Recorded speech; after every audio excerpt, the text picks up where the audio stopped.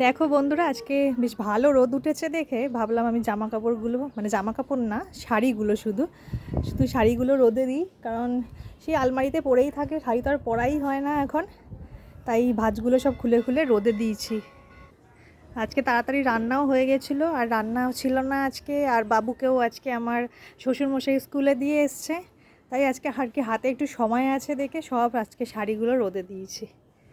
এই এত শাড়ি সব আলমারিতে পড়েই থাকে, আমি শুধু দিচ্ছি আর ভাবছি। এর পরেও নতুন ভালো কোনো শাড়ি দেখলেই মনটা মনে হয় কি শাড়িটা ভালো লাগছে কিনি, এরকম হয় মনটা।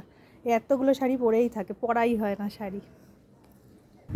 এই আজকে রোদে দিয়ে তারপর ভাবছি যে না, এবার থেকে একটা দুটো করে শাড়ি পরবো, নাহলে শাড়িগুলোর কি হবে। শাড়িগুলো তো আলমারিতে কাঁদবে বসে বসে। এবার থেকে একটা দুটো করে শাড়ি পরে একটা দুটো করে নষ্ট করবো। এখনও দু চারটে নতুন আছে, সেগুলো তো আর রোদে দেবো না, নতুন ওগুলো আছে। তোমাদেরও কার কার অবস্থা আমার মতন, মানে শাড়ি সব শুধু আলমারিতেই পড়ে থাকে, আমাকে কমেন্টে জানিও।